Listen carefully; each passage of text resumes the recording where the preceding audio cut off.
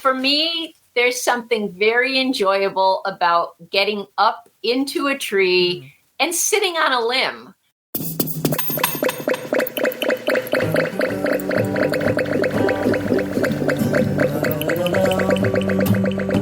Hello, my name is Ria Windcaller, and I am the producer and cider MC of this weekly podcast, where we speak with makers, cider enthusiasts, and folks within the cider trade from around the world. Hip, hip, hooray! Bringing us into this here episode 369, you're hearing from Dorsey Korkdick, and she was talking about just one of the many reasons why at Korkdick Family Farm in North Carolina, they grow standard size apple trees. And if you didn't realize, there's different size apple trees that one can have, such as a dwarf tree, a semi-dwarf tree, and both of those are at least low enough for the most part where you don't necessarily need a ladder to get up.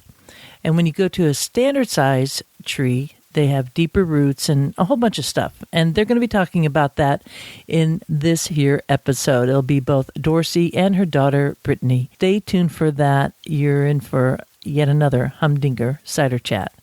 But first, I have a wee bit of news from out and about in Ciderville.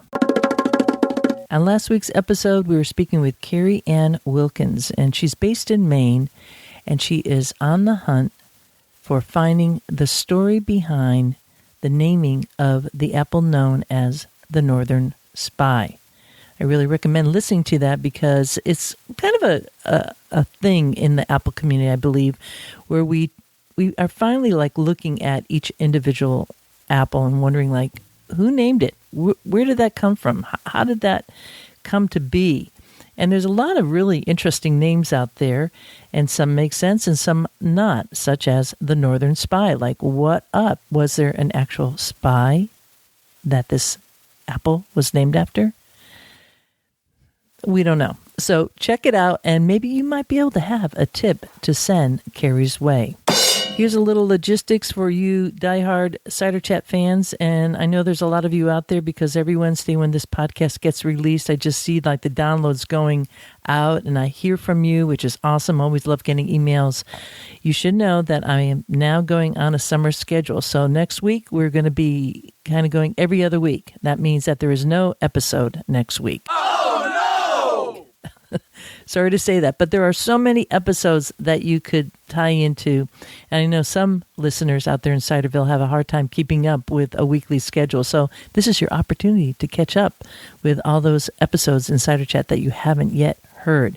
And there are just so many great folks who have been on this podcast. Also remember that there is also the Cider Chat YouTube channel, and that's where I am posting bottles on my desk. Those are little mini videos. I'm trying to stay under 5 minutes if I can, just talking about a cider, talking about the maker, and rolling them out because, well, don't you know, I have a lot of bottles on my desk. Oh my goodness, that sounded really pitiful. Sorry, Rhea. I'm trying out some new sound effects here at Cider Chat Central. That's okay, but maybe we should practice before they go on the podcasts and we're producing. Roger that. You know, this reminds me. Should we tell Ciderville who we all had a chance to go and watch? Uh-huh.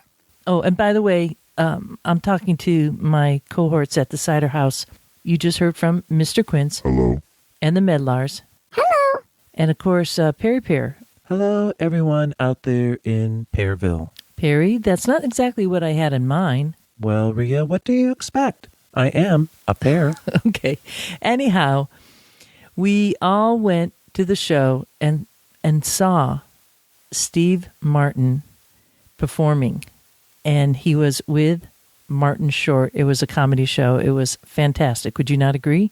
He is my hero. I know that, Mr. Quince. I know he's your hero. No doubt about it. Anyways, we're still kind of recovering from that. So we're going to roll out this podcast this week. I think we're going to just head straight to our conversation with Dorsey and Brittany Korkdick. And we'll kind of hold off our conversation about the show. What do you think about that? because we're still kind of processing it, right? Yes, Rhea, but now that you have mentioned it to all the listeners, should you not tell them more? Well, that's true, Perry Pear. We could say it was a fantastic show. We loved it. It was really entertaining, and we kind of lost Mr. Quince for a little bit because... I'd rather not talk about it. I do think that we should say something, Rhea. Perry? Right. Perhaps we should move on. Good idea, Perry Pear. All right, so we're going to move to our featured conversation, and we'll come back to this conversation at a later date, I assure you. But in the meanwhile, I want to give a shout out to Alan Supernaut, who directed me to the Korkdick Family Farm originally, and that's why we have this featured conversation with them today. Alan is the proprietor at Brook Farm Orchard. It's based in Ashfield, Massachusetts. He recently did some grafting workshops. He has been on the podcast. There's one key episode where he is talking about his friendship with Michael Phillips, who really wrote the book on holistic orcharding. I will put a link in the show notes to that episode. Highly recommend it. And each spring, he helps run a roundtable of orchardists up in this area. So just a real heartfelt kind of guy. And so thank you, Alan. This one's for you. So without further ado, I'm going to recommend that you now all grab a glass and join this chat. You'll first be hearing from Dorsey and then Brittany, and after a while you'll be able to suss out who is the mom and who's the daughter on this wonderful chat with the folks behind Kordick Family Farm, based in North Carolina. I was interested in making hard cider. Like many people, I rang up Peter Mitchell over in the UK and I said, hey, I'd like to learn how to make cider. So I actually went over and took 3 of Peter's courses. I took his basic course and then also the advanced course, the building expertise course. And then I actually got my certificate in the cider and perry appreciation. So that was the original goal, was to come back to the US and plant some apples and have a cidery. This was the early 2000s, before there were any cideries in North Carolina or even in Virginia at that point. So I embarked on that, but and met a lot of wonderful people. Can I back up a little bit? What propelled you to say, hey, I want to go learn to make cider? Was there some kind of family history there, or...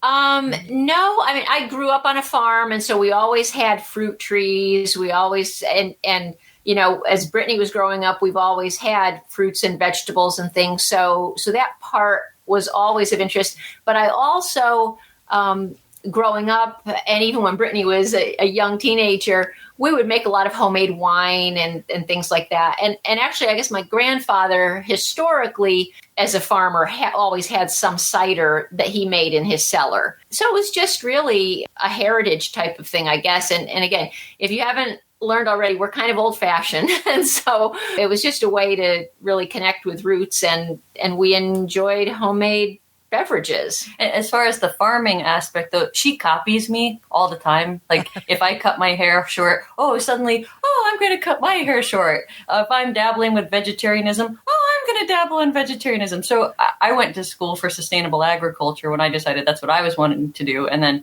all of a sudden there's this interest in orcharding. I could hear the mom and daughter piece there. And, you know, that's pretty cool. That talks about the thread is really tight and well bonded between the two of you. I could sense that. And also, how cool is that one family member is doing something and the other person wants to model it? Isn't that exactly what we kind of hope to gain from our families? Good, strong as an adult, yes. As a 15-year-old. Well, that's true. That's true. Well, we're all adults here. But anyway, you know, after when I was over there, I mean, I met had a lot of great classmates. Many of whom are out there working in the cider world right now. Tom Oliver was one of my classmates. The folks from Severn Cider. I was the only person from the U.S. though, and I actually had my picture in the local Somerset newspaper because an American came over to learn how to make traditional English cider. So it was kind of neat. But but when I got back here, I realized that I like to make the more of the dry English farmhouse style cider. That wasn't what Americans seemed to be interested in. Since I liked the horticultural aspect better anyway, I decided to just stick with the cider making for our personal use and focus on growing the apples. Mm-hmm. Wow. And then Brittany, as she mentioned, she was growing vegetables. And as the trees started to get older, I couldn't take care of them by myself. So she graciously gave up her vegetables and came with me. No. Okay. So we were, kind of on parallel paths. I had a partner when I started my produce farming operation, and that fell through, and I did it by myself for a few years. But kind of at the same time, we both were getting to the point that we really needed help. And neither one of us are very keen on managing others and delegating work. We'd rather just do it ourselves. So it just really worked out well to kind of combine forces. And neither one of us really had to hire anybody. Good. Awesome. So here you are. You came back to a farm, Dorsey. Is that true? No, we actually, we were living on a small acreage, but we needed to purchase a new property for the orchard. So in 2008, we purchased a 78-acre parcel, and it was an old tobacco farm. So it is now an apple farm. And let's talk about the location where you're at. You're pretty close to the Virginia border. And can you give us an idea for folks listening on the other side of the world who aren't really, and even in the U.S., who don't really know their geography? Right. I would say the easiest way to describe it is we are in the center of the state, right up against the Virginia line. So right in the middle of the state, and if you go straight up to the Virginia line, as the crow flies, I don't think we're more than a mile from the Virginia line. We are just on the southern edge of the Blue Ridge Mountains, the foothills, close to Mount Airy. When did the joining of forces come together and say, hey, let's do this apple growing business together? Probably around 2012 or so, when she made the leap from vegetables to apples. 12, 13, yeah. Okay. So about 9 or 10 years ago. Mm-hmm. So you've been in it for a while now. And give us a sense of, you're saying 78 acres, and just a span of products that you have there in terms of fruit trees. So let's go to the apples, and then if we could go to the pears a little bit, give us an idea of what you have there. About 18 acres of apples. That's almost divided neatly in half in terms of the initial orchard that was planted in 2009. Is that right? The January 2009. Yeah. Okay. And then we decided to come back and plant a second orchard that is maturing. It's, I think, 4 years old. It's been in the ground. And then beyond that, we really love growing pears.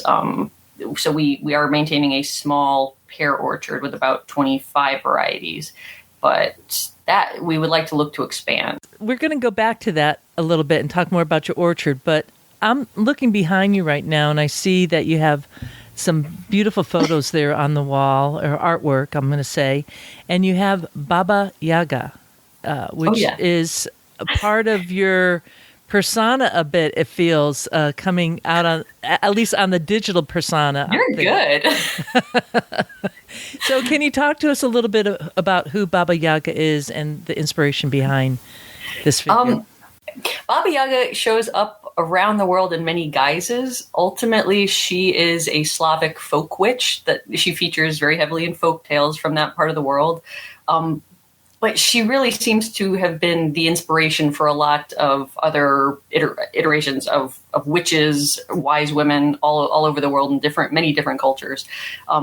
So I grew up really liking Baba Yaga stories because our family history is Slavic.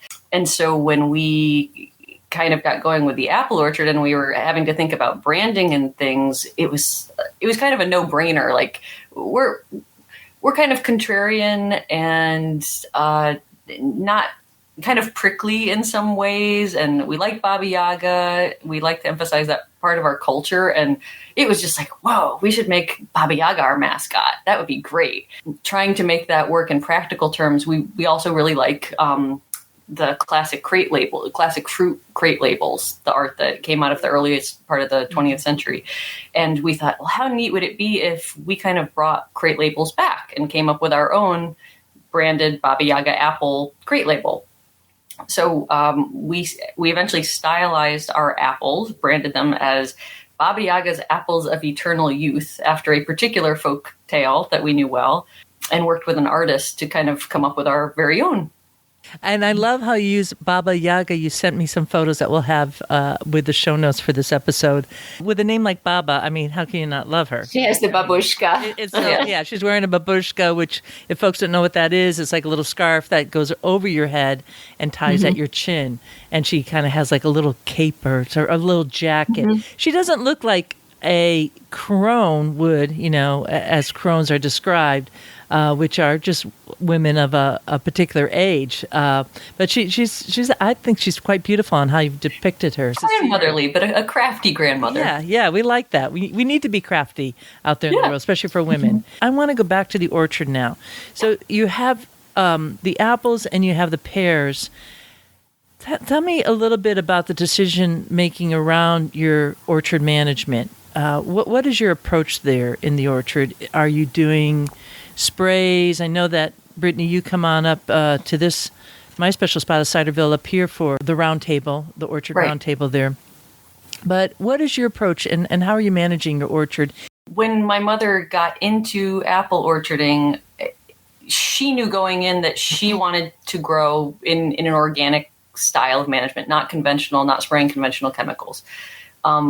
And of course, especially in the Southeast, but not limited to the Southeast, everyone will tell you, well, you can't do that. That's impossible. But because of the challenges with fungal disease primarily. Yeah, in this particular climate. It's just so hot and humid for such a long time.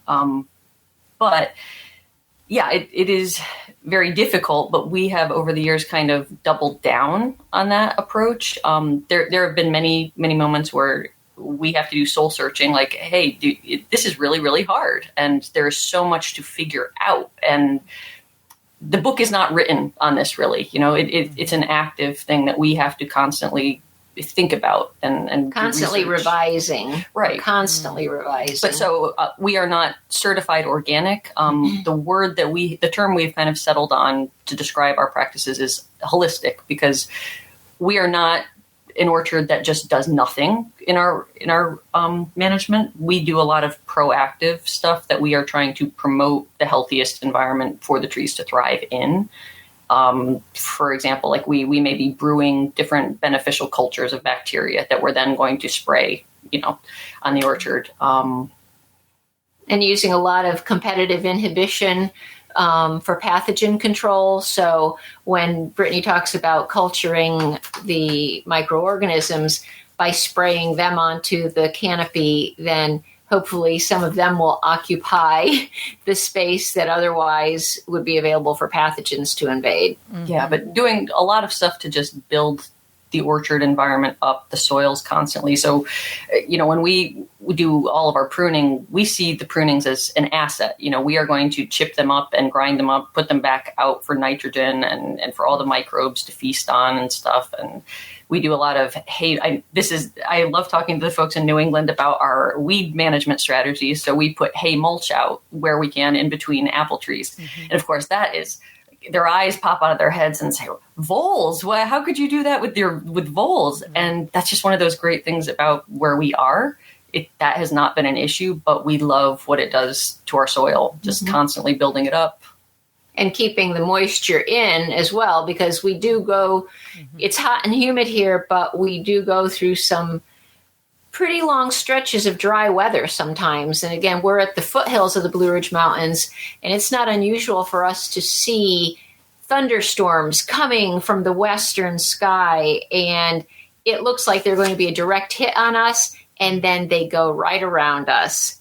So sometimes we do have some pretty long stretches of dry weather, and having things mulched allows the moisture to stay in the ground and, that's worked well for us. Did you start out with particular varieties that you thought, okay, we're going to do well, and then you said, oh, they're not doing well? I did not really think about whether they would do well or not.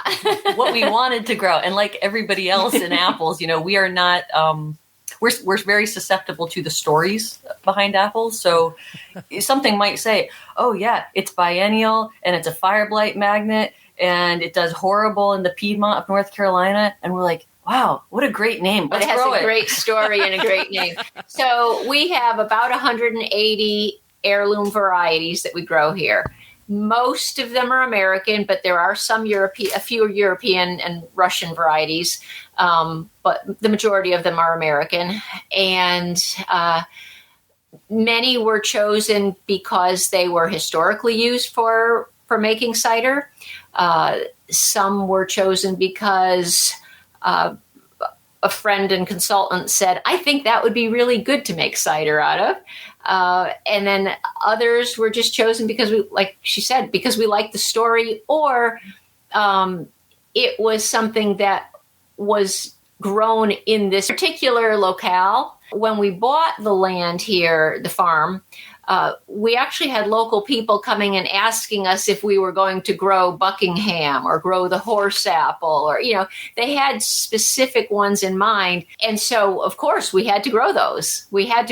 And we put up notices locally asking people to contact us if they had old trees that we could take scion wood from. And each year we actually keep having local people come by and say, can you grow this tree? And we'll find a source for it and plant it. But also, too, we continually graft. So we're about at 180 varieties. And there's this cycle that throughout the year, you're like in the summertime, I'll just say, this is ridiculous. We've got too many varieties. We need to we need to think about cutting out some of these blocks. And then I'm the first one in January to say, so you want to sit down and figure out what we're going to graft? What new varieties? Well, the problem with having so many varieties is that they all have different growth habits. They have different susceptibilities and resistances. They bloom at different times. They harvest at different times. And so when you have small blocks, it's not always easy to manage them. Yeah, and so we are functioning or attempting to function as a commercial orchard that is producing fruit. We're not just a preservation orchard or a collection of apple trees. So that too is kind of different standards that we have to apply. Meaning that you are trying to grow apples that aren't necessarily going to... We care if they have a quality. They have a quality. A visual quality, too? Is that what we're talking about for your customers? Do they need to have a certain perfection? No. So, interestingly, growing the way we do, holistically, our fruit does not look like what you see at Walmart, and some of it is varietal, too. Of course, russets, so many people still to this day, they would not know what a russet apple was. If you saw it, they would think there was something wrong with it. We were actually kind of nervous when our first apples started coming in, and, of course, they've got sooty blotch, fly speck. They just do not look like grocery store apples. And we started being open at the farm, going around to different festivals and events, and we just did not know how these apples were going to be received. And it has been pretty neat over the years. Resoundingly, people who see our apples for the first time, it will react in such a way as, wow, that's what apples used to look like. Wow. I remember that. Can I take a picture to show my kids? That is so great that you're doing this. So that's been very gratifying, actually, and a relief. Yeah, obviously not everyone reacts that way, but we do, especially local people. They'll come by and they'll say, that's what, the trees look like on grandma's, apple tree or something. So, and of course, anybody who's just got a backyard tree in the Southeast, that is what their apples are going to look like if they're not out there spraying constantly and doing other mitigation management steps. So the varieties, again, were chosen for a lot of different reasons. And I would say we really never considered whether or not they would grow well here. Whether we should have or not. And yeah, we have a lot of northern varieties, and some of them grow very, very well here. Historically, for example, Roxbury russet, from Massachusetts, was at one time one of the most popular apples to grow in the South. So just because it came from Massachusetts doesn't mean that it can't grow well down here. But anyway, that wasn't a consideration of ours. Except with the pears. Except with the pears, yeah. Oh, well, I want to get to the pears, but I have like a whole flurry of questions. First is, do you have a lot of Roxbury russet growing there? Do you grow a lot? Yeah. And does anybody make cider with your Roxbury russets? Oh, yeah. A lot of folks. Okay. It would be so cool to do a side-by-side between Massachusetts and it would North be. Carolina. Yeah, it really would be. All right. We'll have to set that up a little bit. Maybe one of these times you're coming up here, Brittany, or something, we could do that. Because we obviously do have quite a few here. And I could just imagine, just experience your terroir. Your trees, are they semi-dwarf primarily, or are they... What do you have? They're on MM111s. Okay. So that's the only rootstock that we use here. Part of that is because we feel like we're growing these old varieties. We want to preserve these varieties. We want them to be around. We don't want them to be on rootstock that, in 20 years is going to peter out. And obviously, we're not going to be grafting over these anytime soon. So the other reason for the M111, though, is because it does really well in our soil type, which has a lot of clay in it.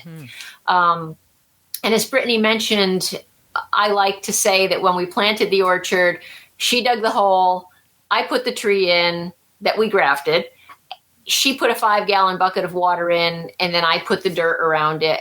And that was the last time that we ever touched those trees with water.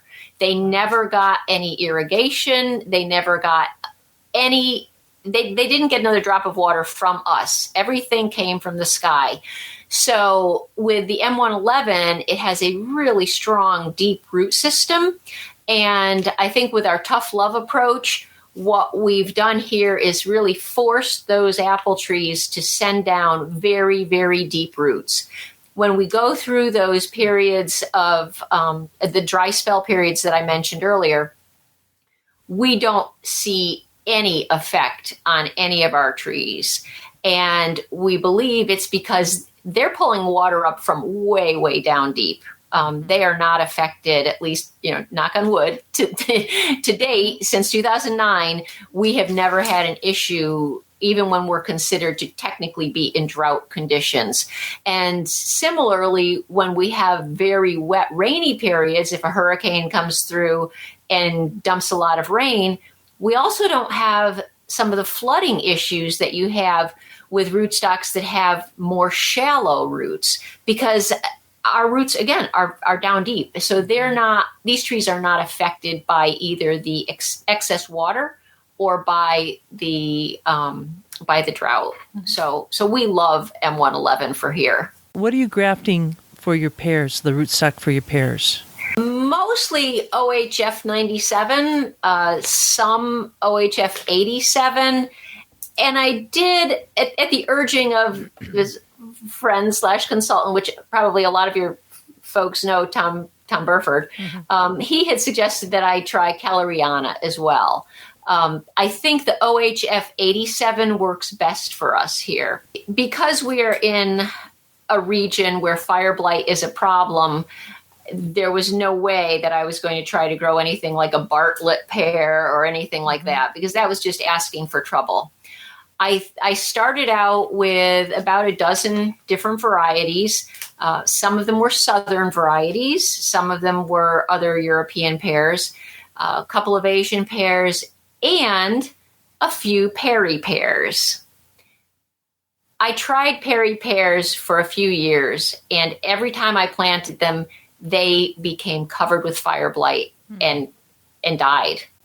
Maybe I just didn't choose the best varieties, but the varieties that I chose did not succeed here. And so it's been at least 10 years since I've had a pear here. We do have some European pears. We've expanded and have more Asian pears as well. They do very well here.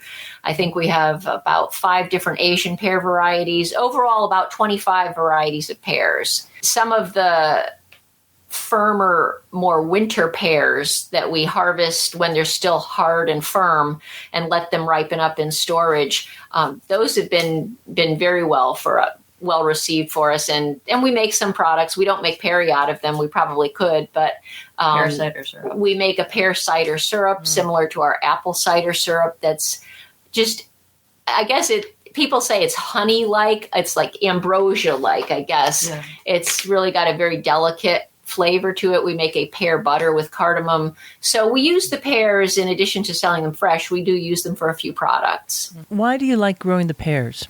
And it sounds like, at least Brittany, you like growing them a little bit more than the apples. What is the difference there? I guess just doing something a little different. We are very close to Cana, Virginia, which is kind of like an apple growing satellite. I mean, it's not Shenandoah Valley, but in our neck of the woods, if you want apples, you're probably going to go to Cana, Virginia to get conventional apples. So it's just on the other side of the Virginia line from us. Most people down here have likewise been told that you can't grow pears, period, commercially down here because of the fire blight risk. So generally, if somebody says you can't do something, we sort of kind of say, well, why? Like, let's do it and prove them wrong. Well, maybe that's Baba Yaga whispering into That's you. right. Yes, a quest. She sent us on a hero quest. Nice. Awesome. Is there something that, when you started planting and up till today that you said, geez, I wish I did that a little bit different in our orchard management? Okay, absolutely number one is spacing, tree spacing. We have our trees in the row. They're 16 feet apart in the row. And then we have spacing between the rows of either 18 feet or 20 feet. We alternate 18 and 20, 18 and 20. We need more space between those trees. Now, if you look in reference manuals, that's the spacing that they recommend for commercial orchards. But from a management standpoint, we just find that it would have been nice to have 18 or so feet between the trees maybe, and probably 22 feet between the rows. Spraying becomes an issue, turning around, working around them. Working around them, picking, pruning, everything. But obviously from a commercial standpoint, you want to maximize the number of trees you have per acre to get every last apple you can get off of that ground. But that isn't our mindset. So, and for the most part, it does pretty much work out. But because we have so many varieties, it's variety specific as well, where we have real issues. So like the Hughes crabs, for us, they tend to grow low and wide. And we've often said we may just end up having to come through eventually and cut down the middle row. At the moment, we're trying to just push them more to grow out into each other and make a nice aisle. But Northern Spy is another one that it is such a vigorous grower. Far and away, our biggest trees out there are Northern Spy. And it's a forest. I mean, if you're out there in the hot July sun mowing, it's like being completely shaded. You don't see a speck of sunlight through the canopies. Right. But as Brittany mentioned, it is variety specific. And so I suspect if you had your entire acreage planted in one or two varieties, maybe it wouldn't be as much of an issue. For example, we have lady apples, and those grow very upright. So we have to work very hard to spread those limbs down to get some air and light in there. But we could easily go with 18 feet between the rows of ladies and not have a problem. But the Hughes crabs are really, really becoming a problem now. And you specifically decided not to go to high density. I saw that on your web page. It said that you like climbing ladders. You want to go up. Is I that wrote still that true? before the harvest started coming in heavy. Well, I'll tell you, I think there for me, there's something very enjoyable about getting up into a tree and sitting on a limb. You know, whether it's just nostalgia for when I used to just, climb trees and hang out and sit there and read a book, or I like a bird's eye view. I don't know what it is. I enjoy being up in the trees, in the canopy. I love it. I absolutely love it. Now, from a picking standpoint, it makes it a bit of a challenge. And pruning. Mm-hmm. Yes. It's pruning definitely, northern spies is not fun. It definitely makes it a challenge for us. But there's something that we think it's much more attractive to see the regular sized trees, I guess. But, also too, I know high density is really a big thing out in the West Coast. It's been slower to catch hold in the Southeast in general, even with the conventional folks. And I think a big part of that is the fire blight risk. That it's kind of like you're setting up this fuse that, okay, well, if one tree catches fire blight, it's just going to go right on down the line. Right. And we have heard of people just wiping out their orchards because their orchards have been wiped out because fire blight has just started and just gone right down the line. Yeah. So, and irrigation would be an issue for us, where we have on the property where we have the orchards planted, it would be a challenge. We might have to drill new wells or something like that, or dig ponds. And so that would be an additional challenge and expense. We don't worry about these trees as much. So even if we have a bad hailstorm and a huge fire blight outbreak, we've just seen our trees bounce back from that so well. When we can't know for sure, we don't have any high density and smaller dwarf trees, but it just seems like, wow, those trees would have bit the dust so fast if they were exposed to certain things. Or okay, for example, I'm bush hogging out in the orchard today, and I negligently managed to clip an enormous trunk of one of our trees and, bash this huge chunk of bark off, and went out there with some masking tape, and you know what? That tree is going to be just fine. But if I'm like weed whacking around a dwarf tree or mowing, then there's just a lot more that can go wrong that you would have to coddle them in our minds more than we're willing to do or want to do. Right. We want apple trees, not apple bushes. Yeah. They're on their own pretty much. Yeah, I think that's really good for folks listening that will know, hey, this is something to consider in my own orchard planting. So thanks for that tip. It must just be beautiful under that canopy. I just can't imagine. It must be really beautiful, and the spacing and all that. Your market that you're going to, who is your market, and do you have apple storage capabilities? Because it sounds like you get a lot of apples. It's been a few years now that we've had some good harvests. The first year that we thought we were going to have a good harvest, we were completely wiped out with a hailstorm. And so, but then we've had a few good harvests since then, and we have a pack house, an old tobacco pack house here that we've fitted up as a store, and it's on the farm, and it's nice. We were opening it occasionally on weekends, and had some festivals and events and things like that. So that's really where we started selling some things, and then also at some local farmers markets and festivals. So we were selling some fresh apples, selling some of our products, but when we had the large volumes of Hughes crab, for example, coming in, that's just not really the product that our local neighbors want to come and buy bins of. So last year we thought, we need to see if we could segue into more of a wholesale market. Maybe we could still keep the small retail operation for neighbors, when different varieties are available. But what we probably need to find are our wholesale customers. And that was a bit of a challenge, because even though there are quite a lot of North Carolina cideries now, what we found was there are probably fewer than you can count on one hand that actually grind and press their own apples. And the few that do are actually growing their own apples. So we found people wanted juice, and we're not set up to process the apples to sell juice commercially yet. And honestly, that really isn't the direction we want to go in. We don't want to become juice makers. We really prefer to be apple growers and sell the apples. So right now we're trying to, we did sell some of our cider apples, wholesale, and we're trying to expand that market more. And so we do have a small walk-in cooler. We'd like to expand that, but it really depends on what direction our customers, go in.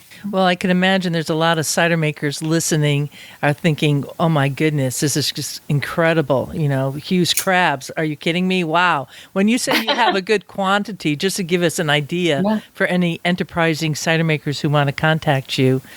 Well, one neat thing that we thought that actually is an advantage of being in the Southeast is we start harvesting apples very, very early. So our early June apples, while not cider apples, that's when our season starts, late June, early July. And so by the end of July, early August, Hughes crabs would be our first big cider crop that's coming in.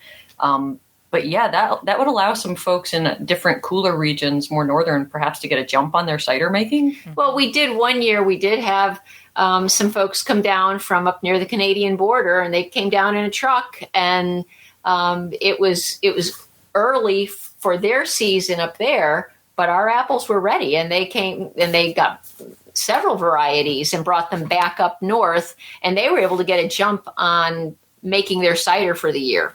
Well, I guess we could kind of say to makers out there to contact you who might be interested to come on down to North Carolina and pick up some apples, some crab apples. That would just be incredible. And kind of part and of... Try the comparison between the Roxbury Russet, like you said. Yeah, exactly. And you're right. Some makers cannot start early enough to really, and it's always like a supply and demand in the world of apples. Is this the same for the pears too, in terms of your market? Are you wholesaling your pears? We haven't yet. I would say that it would be a goal to the area where Brittany used to have her vegetable acres. We've been talking about putting that all in pears or pumpkins. So we may add 4 or 5 acres of pears. We actually have the pears grafted in ground in the nursery.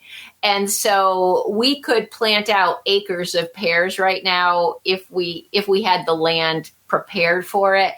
And we're still waffling about that. So no, right now we have pears for retail customers and for us to make into some other value added products, which we do on farm. How many hobbyist cider makers do you have coming to your property looking for apples to crush and make cider with? More and more. I would say that was one of the best things about going out early on and doing retail stuff, which one thing we should say is we are really kind of out in the middle of what most people would consider the middle of nowhere, the sticks. You still have to drive 20 minutes to go to a grocery store. So especially since we're not active on social media and stuff, it's hard to get people to find out that we exist a lot of the time. So kind of going out to events off site, we attracted very early on kind of just a community of apple enthusiasts, some burgeoning hard cider makers that are just doing it as hobbyists. And they've kind of just stuck around, and that's our little network right now that we kind of build from. And we as we mentioned earlier, we graft all of our own trees. And so in addition to what we graft to plant out here to expand the orchard or as replacements, we also sell trees. And so we've had some local people who are making their own hard cider say, oh, I'd love to have a Hughes crab. I'd love to have a Harrison or a Roxbury Russet or Ashmead's Kernel or something. And so we do have several people who have bought cider apple trees from us to plant on their own properties. And in the meantime, they'll buy our apples it's kind of like, well, do we want to sell them the apple trees because then they won't buy our apples anymore, but it'll be a few years before they have their own apples. So in the meantime, they still buy them from us. And we've set up, I guess, a couple people with some materials and some very basic instruction on how to make their own hard cider. I don't want to get into doing workshops here to teach people how to make hard cider, but when I'm asked, I do give people just a brief basic instruction so they can do it on their own. Are you making hard cider? Just for our own personal consumption, not for sale here at the farm at all. Yeah, that's what I meant, for your own personal consumption. Right. It's with so many different apple varieties, it's great to be able to experiment with so many different apples or combinations of apples and play. And it helps then because we can tell customers, make recommendations about what might be good, and a lot of non-traditional cider varieties, that we have in our orchard that people wouldn't necessarily go to as, oh, yeah, I should definitely try fermenting this. But we've done it and we know it works. Is this just a couple little 5-gallon carboys of cider that you're making with a blend? Or? A couple dozen. I'd like to hear. Well, no, I have a couple of 20-gallon tanks and then quite a few ranging from 6 to 12-gallon carboys. So we make a little cider. Yeah, you kind of like me in that way. I'm not commercial either, but I just kind of like to make cider. It's just so much fun. And I mean, what an amazing resource you have right out your doorstep to be able to go out. And we'd love to get into vinegar, honestly, too.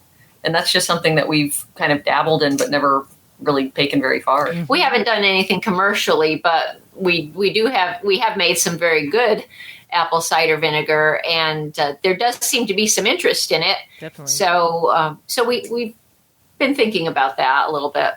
You have this market that comes on site. It's the two of you.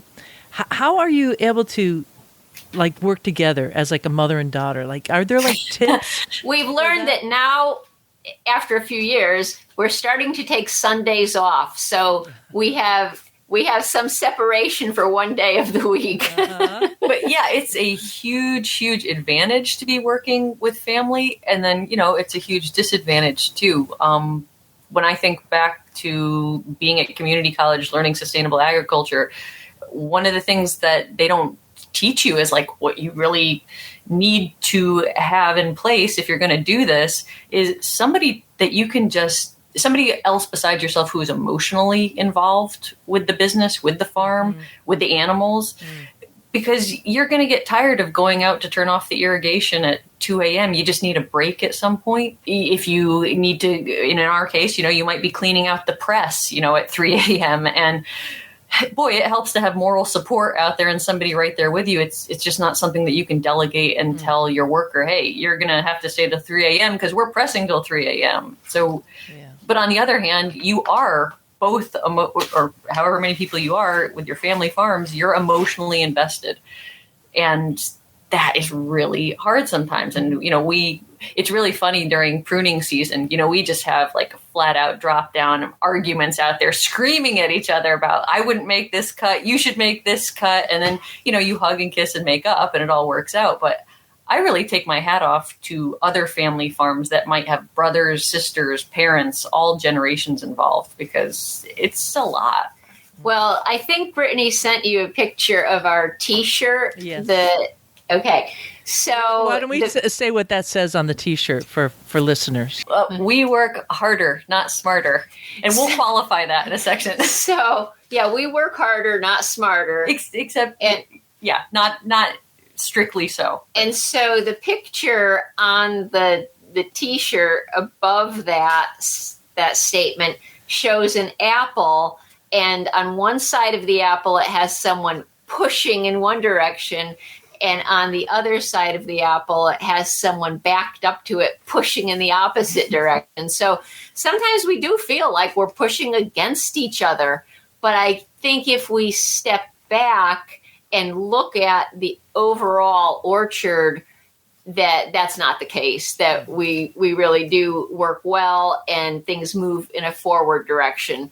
But on a daily basis, there are many times when it just sure seems like I'm pushing in one direction and she's just pushing right back at me. And things that drive you crazy about one another, you realize over the years that it's a complementary thing. So, for example, I am the world's worst record keeper. If I've been doing something all day, I'll be damned if I'm going to stay up writing that I did something all day. I'm done. I'm meticulous record keeper. Yeah, so it all works out. I get it done. She writes about it. And you got to have both. Yeah. Well, and also with the newsletter, I'm not good at composition, at writing composition. Brittany excels at it. So I'm not good at verbal communication, so she's handling most of the interview. See, it works out. But Brittany, she conceives of and writes that newsletter herself. So that's definitely her product. And I couldn't do it, and I wouldn't do it. We would not have a newsletter if she didn't do it. And similarly, we probably wouldn't have Orchard Records if I didn't do it. Yep. Well, you're a bit of an anomaly because typically a family farm is going down the lineage of the father to the son. And here you are, mother and daughter. And not that doesn't happen. In fact, I just had an interview with a family out in Nebraska with a father and a mother and 3 daughters. Right. And they're like the team there, which is really incredible. So I wonder, in that perspective of being women who are running a farm in North Carolina in this like rural area, do you find people come and ask for advice as women farmers and doing this, and any advice that you would have for women or men getting into this particular field, or considering to work with their family even? I guess I would say overall, you're going to have to commit yourself to being a lifelong student. That's not something that either one of us had really anticipated. We are constantly doing research. So, like on the one hand, our lives are outside. We're constantly on the tractor. We're doing maintenance stuff outside. But it's amazing how much time we spend doing research on the computer or in online forums with other holistic growers and figuring out what works for you. Hey, how did that work? That thing that you tried, how did that work for you? It's just constant. There's always a new pest that you got to look out for, and there's a new disease. There's new things that are understood about pests and diseases. It's just, when you're growing the way that we do, it's not enough to be a grower. You almost end up having to be an entomologist, a biologist, a microbiologist, and just constantly educating yourself and revising what you thought you knew. The more we do this, you realize what you don't know and what your limitations are, and just trying to constantly stay ahead of the curve. If I had to advise anybody, I would say write your own playbook. 9 times out of 10, if you do all the right things, you get all the right equipment that you think you're going to need going into an orchard, you pick the right varieties, it's just not going to work out the way you imagined it. And so I think of my mom, oftentimes she says, I just never knew that I was going to spend so much time mowing an orchard, for example, just dealing with keeping the understory down. You find that out pretty fast, and you might need very different equipment from what you were set up for, what you anticipated. Don't be afraid to write your own playbook, because you're going to end up revising it probably anyway. You have products, you have the cider syrup, you have the pear syrup with Baba Yaga on the cider syrup. Cider syrup, for folks who don't know what that is, you're making that all inside. You are pressing the juice for that? Yeah, down in our area here, sorghum molasses is a very popular thing for people to have made. For the last few hundred years, people grow sorghum, they crush the cane, and then they take the juice and put it in a big pan over an open fire, and they cook it down into molasses. So what we started to do was take our juice and do the same thing. So we have a stainless steel pan that we put about 120 gallons of juice in. And this is usually from about 15 varieties of apples or so. We try to mix up the apples, put the juice in the pan, and light a fire underneath it. And so we usually let the furnace underneath it burn about 5 or 6 hours, and it concentrates it down to about 10 gallons. So, a little bit less than 10% of what we started with. And that is our cider syrup. A lot of the people who come by here and taste it, well, first people will say, oh, we want to buy some cider syrup. We always recommend that they taste it first because it's not like maple syrup. It's not super sweet. And we don't blend it with a super sweet syrup, as I know some makers will. Right. We don't blend it with anything. This is just the single ingredient cider syrup. It's the apple juice boiled down. And so when people taste it, most people like it, but for some people, it is a little too tangy. It has a bit of the sorghum character, which is sometimes tangy. And so we like it. It's very popular around here. And Brittany has come up with a whole list of ways that people can use it. We do know some cider makers who are using it for back sweetening. And so we do have some cider makers buying it for that. But it is a very popular product, and we sell it here. We sell it on our Etsy store, and it's in a few stores, and I guess 1 or 2 cideries as well. Very cool. So we'll direct folks to the Etsy store. Have a link to that store. And just one more question here: what about your future plans? You've been in this for a bit. Now we're kind of past the pandemic, so to speak, and looking on the other side, and obviously the popularity of cider is growing. There might not be cider makers there now. I did see that you have a cider mill or a cider press on your website that's kind of waiting to be put together. Where do you see yourself in the next 5 years? Well, I would say we're still not sure. We would really like to try to expand our wholesale market. Again, for us being 2 people, it's a little difficult to envision having a full-time farm store open. We would have to bring other people in, and that just isn't really going to work for us right now. So I think we'd like to keep a little bit of the retail on-site location, but if we could expand into more of a wholesale cider apple business, I think that's what we would prefer. Again, last year it looked like if we had juice to sell, there'd be a lot of people interested in buying the juice, but we'd really like to sell the apples, bins of apples, or even to small cider makers, bushels of apples, because a lot of these cider varieties are just not available to the hobby cider maker. And that might be something that we can do, is make them available to more hobbyists too. Fantastic. Well, now we know everybody needs to take a road trip to Kordick Family Farm on the border of North Carolina and Virginia. I want to thank you both for taking the time out of what is probably a very, very busy day. I imagine every day there is busy, and speaking with me and sharing your wisdom and your whole insight on orcharding. It's just wonderful. So thank you for being on Cider Chat. Thank you so much. Thank you for inviting us. It was fun.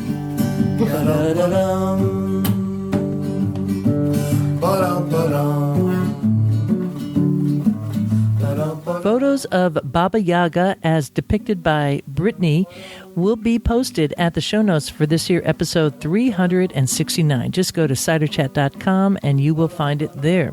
You'll also find a link to their SD store and website, where I really recommend signing up for that newsletter. One more thing about the Kordick Family Farm that Brittany wrote to me after I was producing this here episode that they didn't talk about, and that is, well, one thing is you're not going to see photos of them online because they kind of stay offline. They don't even have a cell phone, and that's their choice. But they have embraced, as they mentioned, the Baba Yaga folktale as part of their branding and making it their own. And because people do want to know about them, they've actually have written a Baba Yaga tale of how the Kordick Family Farm came to be. And it's called Baba Yaga's Apples of Eternal Youth. And they are working on getting it published. You can see the 2 illustrations of the book. I'm going to have that in the show notes along with all the Baba Yaga photos with her in different costumes, cool stuff. And in addition, also some photos of how they're using hay to mulch around the trees. And also they have planted a garlic crop in the hay mulch between the trees. So some pretty cool stuff. They also had a big planting of strawberries growing on the hay mulch. So they're really working that integrated, holistic orcharding practice. And one of the things that Brittany wrote to me is she said that it's grown in no-till fashion, no-till like tilling up the soil, under that hay mulch. And that means that all those like resources that they're kind of planting around there, the garlic, the strawberries, etc., can tap into the apple tree's root network and take advantage of all the great stuff that the rootstock, which is MM111, is capable of pulling up from the down deep. And then finally she said, someday I'd love to try producing shade-grown tobacco under apple trees because she likes trying a little bit of everything. And her mother has to elbow me a lot and remind me that we are apple growers. These are really wonderful people. And again, I hope that you enjoyed this here episode as much as I have. It is listener supported and as such relies on you out there in Ciderville to keep it on the air. You could do that by becoming a patron today. Just Google Cider Chat and Patreon or hit the donate button at ciderchat.com. And with that, I leave you here. This is Rhea Windcaller signing off for now. Looking forward to seeing you in Ciderville. There is a reason why we do it like this. There is a reason why we do it like this. There is a reason why we do it like this. There is a reason why we drink it like this. There is a reason why we do it like this. Yeehaw!